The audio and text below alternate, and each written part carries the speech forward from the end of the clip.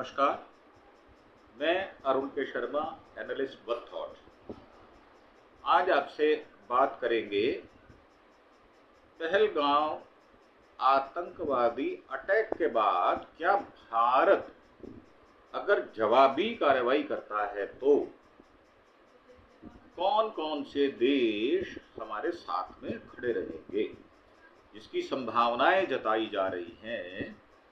America ने इसका इशारा भी किया है और ट्रंप साहब ने आतंकवाद के खिलाफ अगर हम पाकिस्तान के ऊपर कोई ऐसी कार्रवाई करते हैं तो अमेरिका साथ में खड़ा होगा और जो पाकिस्तान के राष्ट्रपति हैं या जो पाकिस्तान की सेना है वो मुश्किल में आ जाएगी। और भी देश हमारे साथ, हम आपको बताएंगे, चीन है, इजराइल है, अमेरिका है और रशिया है। कौन कौन से देश हमारे साथ खड़े रहेंगे। तो आतंकवाद के हमले के बाद अगर हिंदुस्तान जवाबी कार्रवाई करता है, वैसे 5 उन्होंने उनके ऊपर प्रतिबंध लगाए हैं, पाकिस्तान उससे घबराया हुआ है और पाकिस्तान के एयर स्पेस में पाकिस्तानी वायुसेना के विमानों की असामान्यता गतिविधि देखी गई। इस बीच रणनीतिकारों ने भारत के संभावित जवाबी एक्शन का पर अनुमान लगाना शुरू कर दिया है। अब जम्मू कश्मीर के पहलगाम में जो बर्बर अटैक हुआ जिसमें 28 लोगों की मौत हुई, दुनिया की नजरें भारत के संभावित जवाबी कदम की ओर है।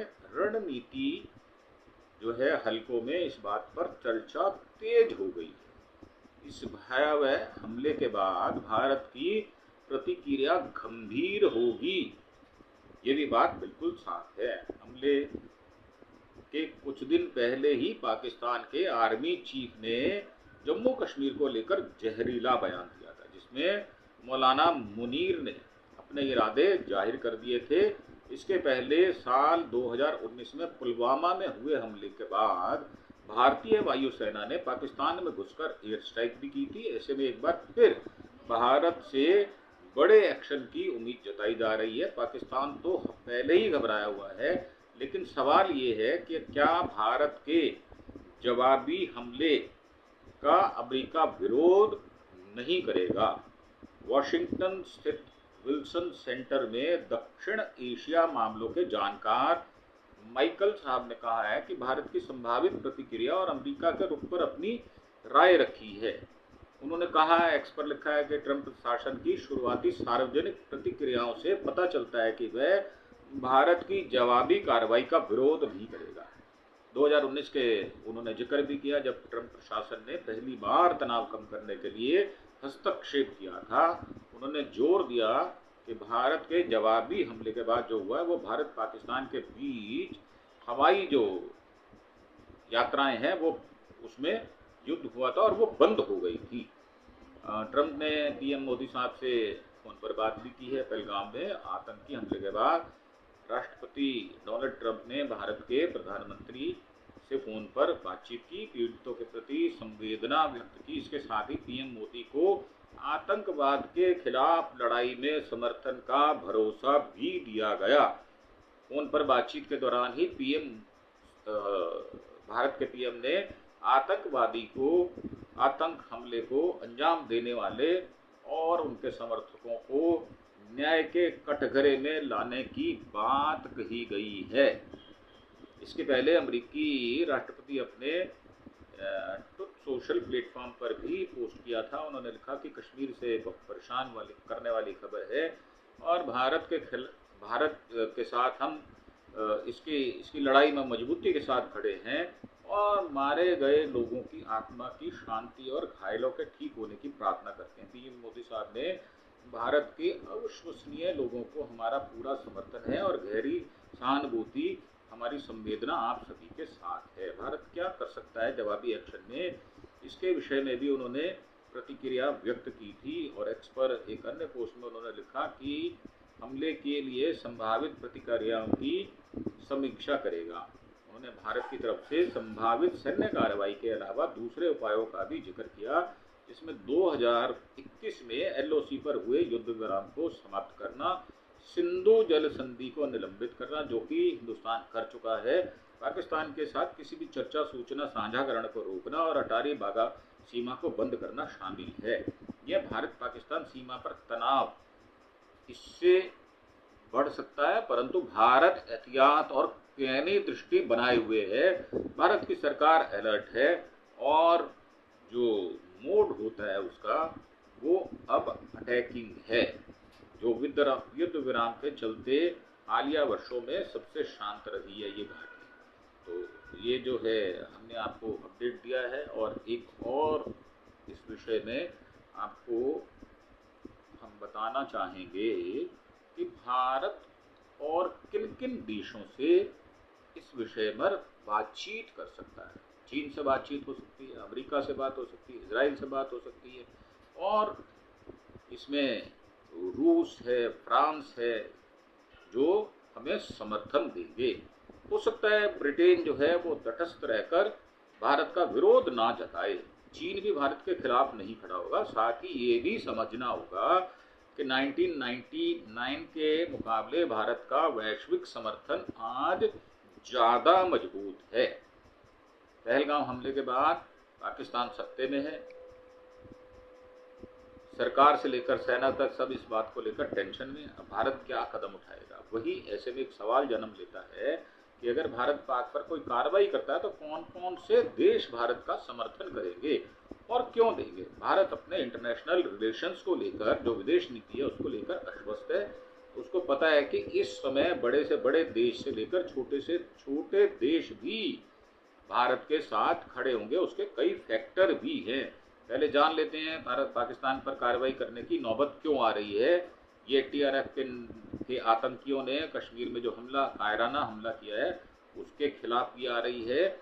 आतंकियों ने टारगेट किलिंग की, यानी उन्होंने लोगों से पहले उनका पहचान पूछी और उसके बाद उन्होंने उनको मार दिया। अब पहचान में उन्होंने आधार कार्ड भी देखा और इस तरह की खबरें दी हैं। उस समय हमारे पीएम जो है सऊदी अरब में थे, वो छोड़कर अधूरा दौरा जो है वो बुधवार सवेरे देश में पहुंच गए थे।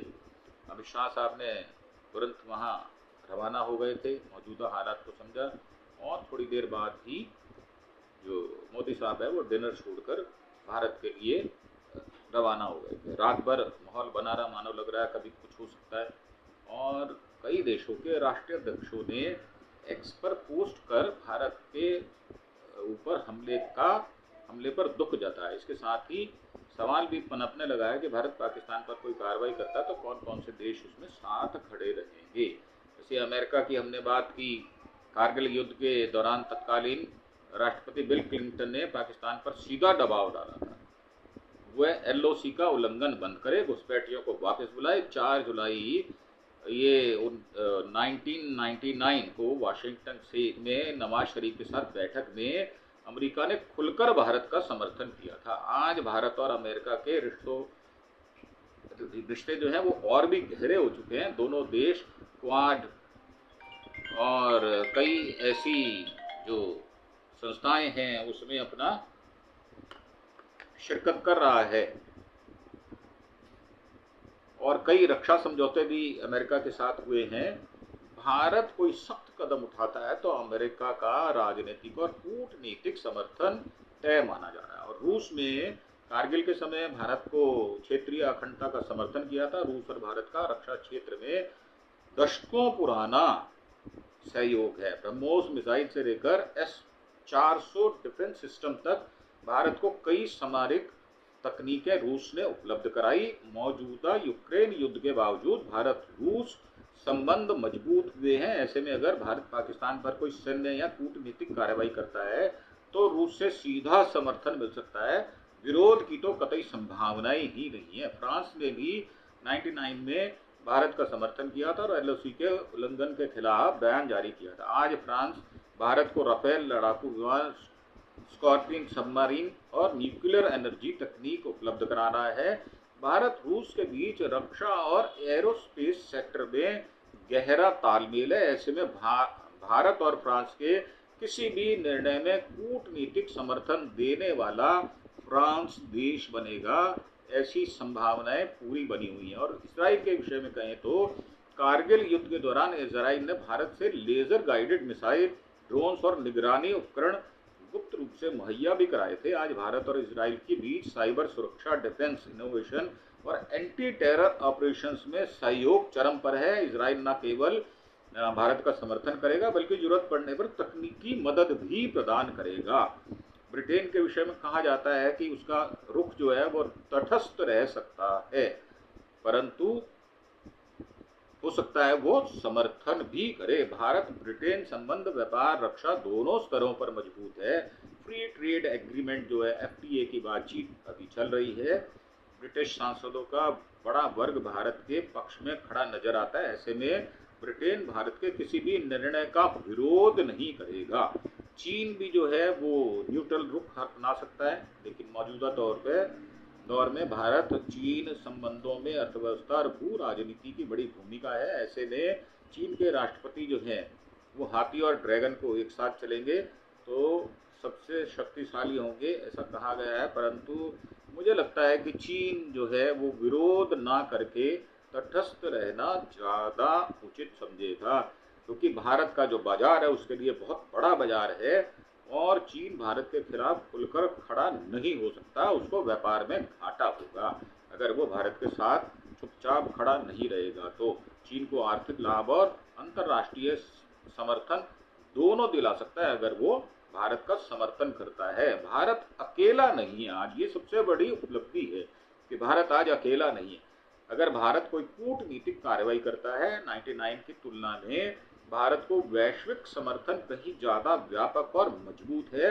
अमेरिका, फ्रांस, इजराइल, रूस जैसे देश खुलकर समर्थन देंगे, जबकि ब्रिटेन और चीन भी भारत के खिलाफ नहीं जाएंगे।